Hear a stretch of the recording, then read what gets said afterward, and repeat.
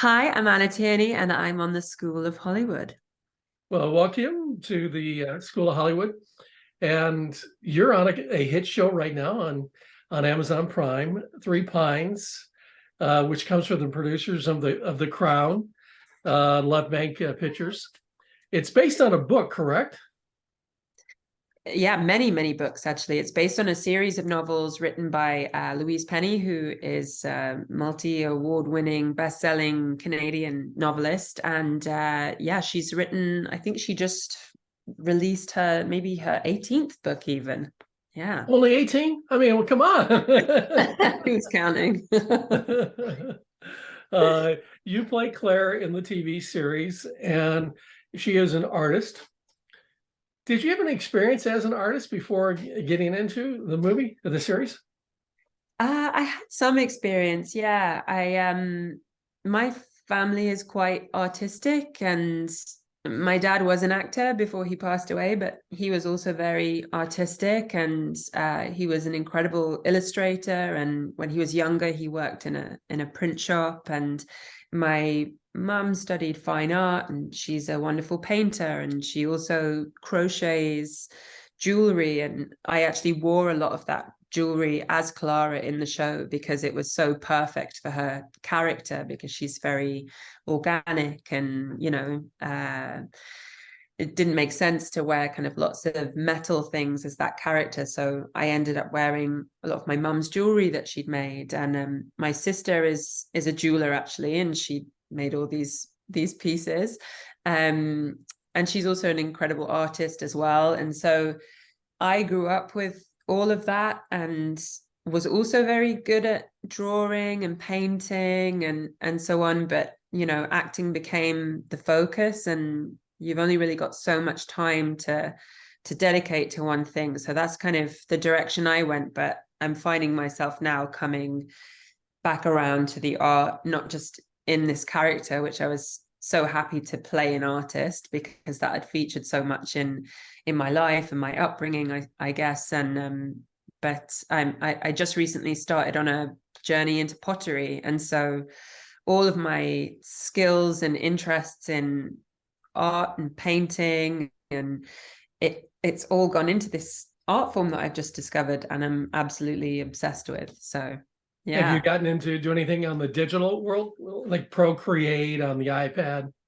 I have actually, and I shared a few things on my my social media, just sort of like, yeah, I kind of did it for fun and just sort of put it out there. And so like cartoons, illustrations, and I really enjoyed working with Procreate because there's just no mess. You get to like choose all the different pens and you can erase it immediately, but you don't have to bring all the pens and brushes and do all the washing up. And there was something very freeing actually in working on a digital medium.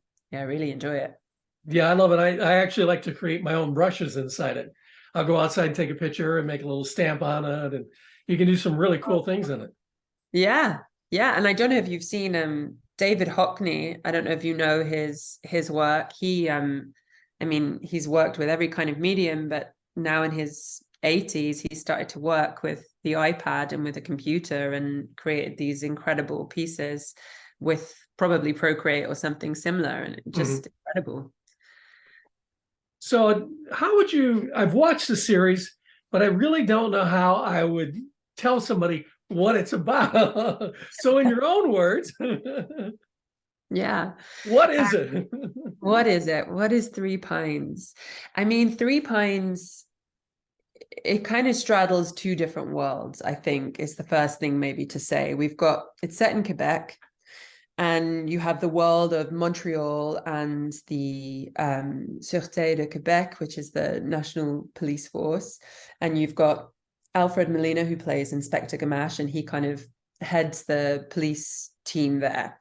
And in that world, Alfred's character becomes very concerned and involved with the story, or with the case of a missing Indigenous girl. And the more he becomes involved in that, the more his superiors become unhappy with him. And as a kind of unofficial punishment, they send him to Three Pines to investigate a murder. And then we get introduced into the world of Three Pines, which is this quirky village in the Eastern Townships. And Inspector Gamache comes there inspecting to find out what happened in this murder case, and then very slowly becomes enveloped into the world of the town itself. So you've got these two different worlds that are interacting with each other at the same time. And I would say the show as a whole, for me, I think about it in terms of lightness and dark, that maybe we all have shades of light and dark, and we go to both of those things at different times, and that kind of yin and yang. And Inspector Gamache is one of those people who is drawn to people and leads with empathy and kindness on the whole. And so, yeah, we have this light and dark, but it's also a very comforting and human show. Would you live in that town? Oh, it's so magical. It's honestly what they did to this town in the Eastern Townships to make it look like Three Pines from the novels is just incredible. Amazon and the whole team did an amazing job. Yeah. So working with Alfred, he is one of the legends of Hollywood, both television and film. Is there anything that you saw while he was acting, a trick that you may have not known in acting that you could steal and use? He was, I don't know how he did it. He could be telling a joke, which he liked to do. He was brilliant at telling jokes and boosting morale and creating a really good atmosphere on set. And then action would be called and he'd be straight into it. And so somehow he had everything he needed to access his character and whatever energies and rhythms his character required of him. And that's maybe a skill that you can only really learn after however many years in the business, I think. Not to kind of obsess about staying in the moment all the time, but just to know how to jump in when it's required of you. So I'd say that was the thing I was so impressed with, and something that I'll definitely try and use more in my own work. So it wasn't the sense memory. Give me 2 minutes. Let me prep for the scene here. It was action. Let's go. The camera's running. Dollars are going. No, you never caught Fred Molina asking for 2 minutes for a sense memory. That didn't happen. While shooting the TV series, was there anything that kind of gave you the creeps and the things that were reacting in the city? Yeah, definitely. There's you see, so it's called in the novels, it's called the Hadley House, and in the adaptation for screen, this kind of haunted house that features in all the novels takes on a slightly different narrative in the TV series. And the history that they put into the house and the version that we use in our stories is that it was an old residential school. And so people then start to buy this property and they live in it, and terrible things happen in there, and it has this terrible history and ghost attached to it. And even though it originally wasn't a residential school in real life, just the narrative around that place and the fact that every part of that building was used in filming. So there's a basement where they discover, is where children were kept in the school, and it's where other things get discovered as well. I don't want to give too much away, but that house definitely had a haunted vibe to it. It was on this peninsula as well, so it was incredibly windy and cold, and it just had this energy about it that was, it did give you the shivers, quite literally. Did you have a hard time sleeping at night? Sometimes, but I think for different reasons. I think when I'm sleeping by myself in hotel rooms, I find that very creepy, to be honest. I never quite feel at home. Understandable. Yeah. So tell me about your process of getting the job. Did you have to do a live audition, or was it Zoom and then a network test? And what was that experience for you? Yeah. Well, we were still in the time of the pandemic, so everything was done over Zoom. And there were several stages to that. And the audition, I was aware that the audition might be coming some months ahead because I had actually worked with the writer and creator of the show, Emilia De Girolamo, on her previous project, which was called Deceit for Channel 4 in the UK. And after filming that, Emilia reached out to me and sent me a lovely message, which doesn't always happen after a filming production. And she told me about this project and that it was going to be filming in Canada. And she knew that I was out there and I was between Canada and London.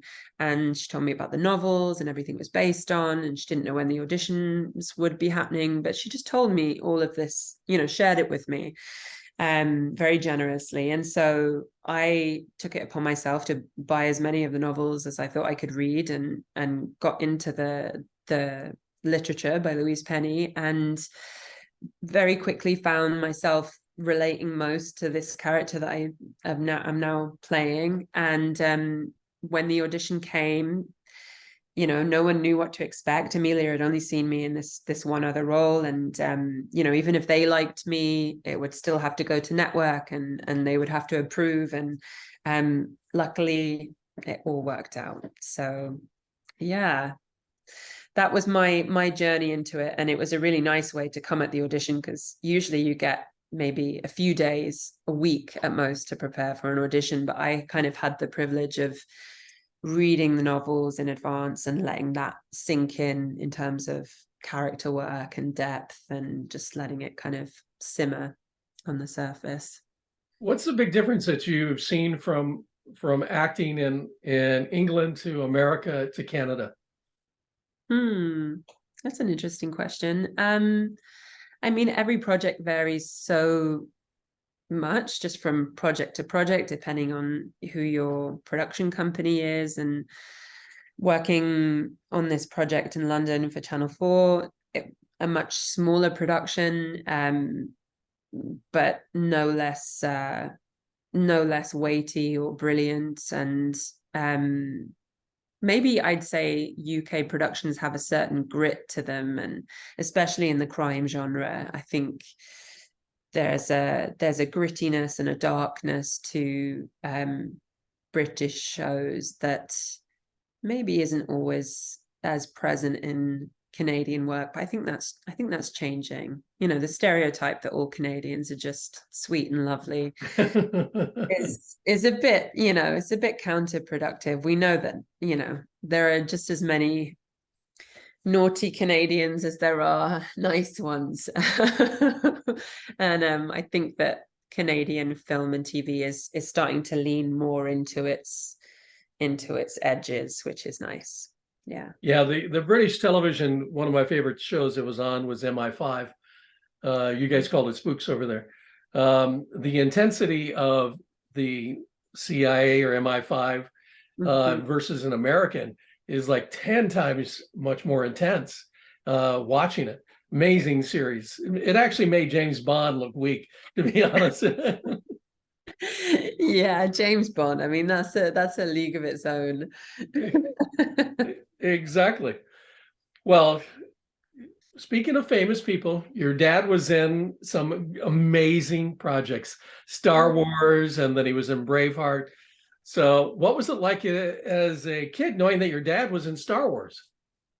Well, I think my dad wasn't really like a Star Wars nerd, and certainly when he filmed it, they didn't know it was going to be a success. They were just filming this strange indie, weird sci-fi film, and they had no idea it would be the success it was, to the point where I don't think his character even had a name to start with, even though he has a speaking role. But when it became a big hit, he's in the encyclopedia, he has his own figurine, you know, and so I wasn't exposed to too much of the sort of sci-fi madness as a kid, but he was in shows like Lovejoy with Ian McShane, which I was much more aware of growing up. I don't know if you guys had that show.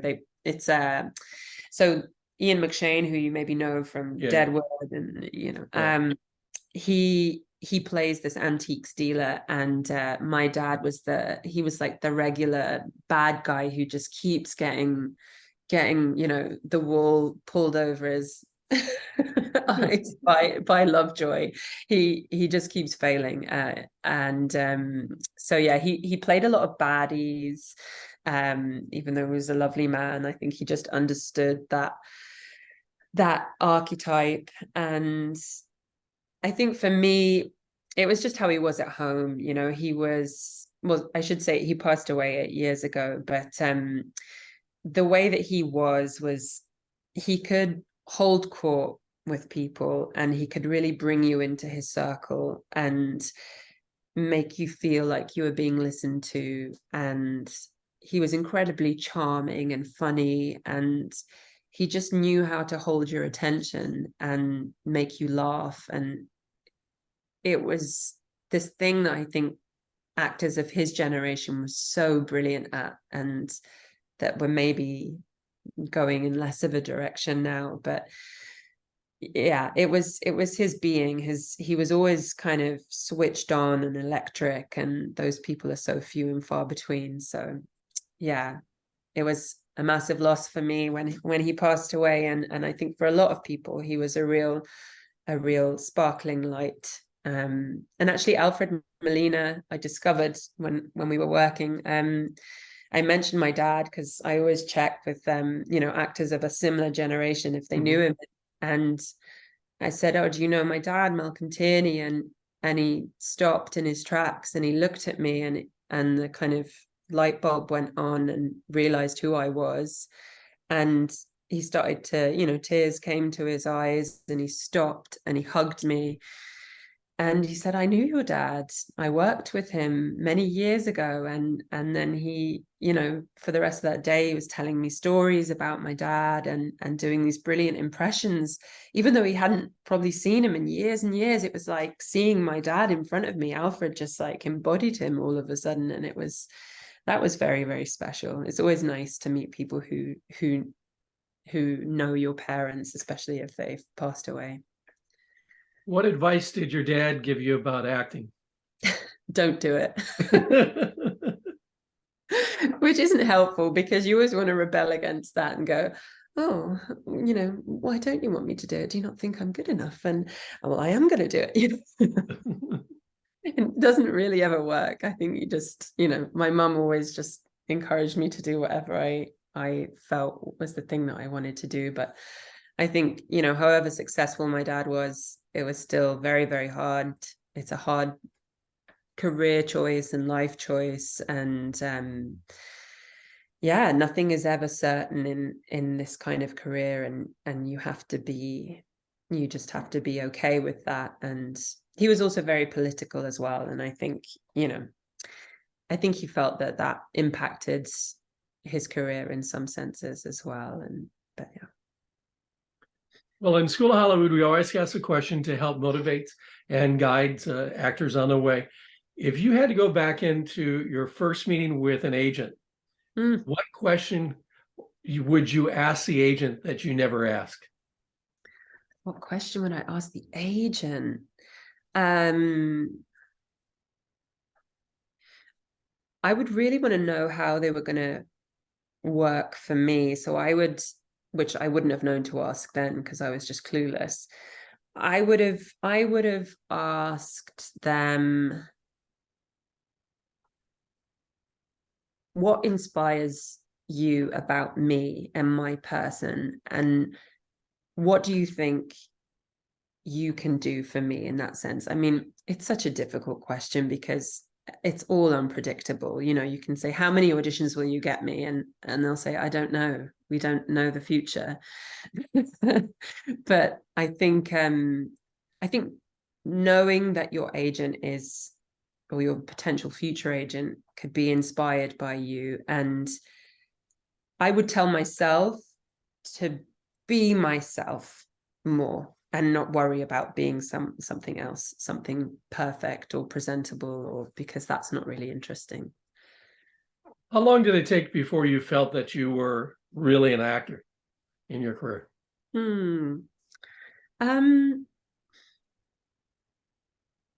I think I always felt like I was really an actor, but I think my approach and energy towards it has maybe changed. I think at drama school, I very much felt like acting and the craft was everything. It was the only thing that existed.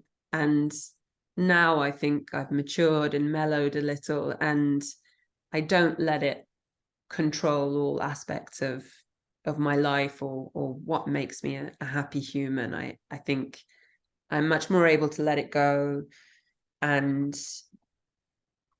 to enjoy myself on set. What was the question?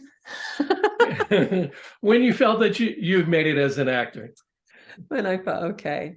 I mean, there's always something to be said for getting that kind of external validation from someone else. I think this particular journey now has really given me a lot of confidence, and having someone like Emilia de Girolamo be so generous and just extend that kindness and that curiosity about me and about, I'm sure, all the people that she works with. It makes a real difference to the confidence that you allow yourself to have about your work and the belief that you have in yourself, because for the most part you really have to just rely on your own intuition and good sense, and keep pumping your own tires. But there's always something to be said for someone else doing that for you, and it goes a long way.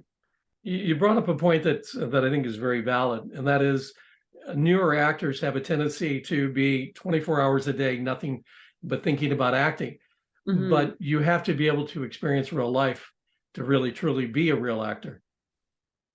Very true. Very true. I think that's why, you don't always see the youngest kids getting into drama school, because I would hear that our tutors often say, we want people to go and experience the world, at least take a gap year before you come to drama school, because as soon as you leave, you're enveloped in that sense of, oh, I can't go anywhere because I might, book a job, and I think you have to be able to live your life and book a holiday if you can afford it, and just do those things for yourself. Otherwise, you'll always feel like you're ruled by something out of your control.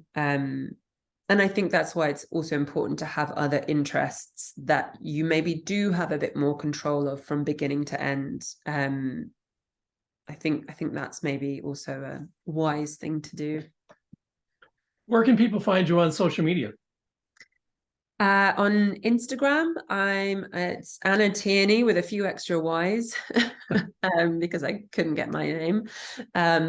So yeah, I'm on Instagram. I'm on Twitter, which I don't use very much, but I'm not on Facebook. And yeah. Well, that's great. I really appreciate you being here today.